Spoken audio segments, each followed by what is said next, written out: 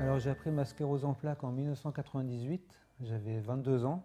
Je travaillais déjà depuis 2 ans dans une agence de publicité en directeur artistique et j'ai continué à travailler et au bout de 10 ans, ma santé n'a pas tenu et ma fatigue non plus. Et puis on attendait un heureux événement, donc j'en ai profité pour arrêter ce métier de fou. Tu me l'as annoncé assez rapidement quand même. Le deuxième jour, hein, donc je ne vais pas faire plus rapide. Hein. Ouais. Mais j'étais déjà sous son charme. donc voilà, il a été honnête tout de suite et je trouvais que c'était bien. J'ai trouvé que c'était bien que tu me dises rapidement que tu avais cette maladie. Moi, j'ai préféré être honnête pour pas trop m'accrocher et puis être déçu. Donc, je préférais le dire tout de suite, voir si tu allais fuir ou pas. Non, j'ai et pas finalement, elle est restée, donc c'est top.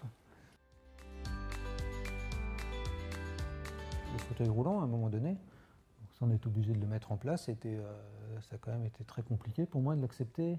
Pour toi En fait, le fauteuil roulant, il est arrivé à un moment où Arnaud, il était quand même assez isolé, c'est-à-dire qu'il sortait beaucoup, de moins en moins. Et nous, on venait d'avoir une petite fille, donc on sortait pas mal dans les parcs, on bougeait pas mal dans la ville, toutes les deux. Et c'est vrai que je me rendais compte à quel point on était là, pour le coup, en train de ne plus vivre des belles choses ensemble. Et quand il a été question du fauteuil, pour moi, je l'ai pris vraiment comme presque une bonne nouvelle. Alors, c'est pas une bonne nouvelle quand on le dit comme ça, bien sûr, mais en vrai, c'était un outil pour pouvoir enfin refaire des balades ensemble et aller au resto et bouger, etc. Et c'est ce qui s'est passé. Oui, bien sûr, c'est un symptôme de la sclérose en plaques d'avoir des problèmes sexuels, que ce soit pour les hommes ou pour les femmes. Nous, on a de la chance, on n'est pas touchés par ce... et puis, quand bien même, on trouverait des solutions. Comme d'habitude, hein, je pense que c'est toujours... il faut trouver des solutions. De contacter des associations reconnues pour échanger. S'ils n'arrivent pas à échanger avec les professionnels de santé ni leur famille, ils peuvent échanger avec des associations. Ouais, et puis peut-être aussi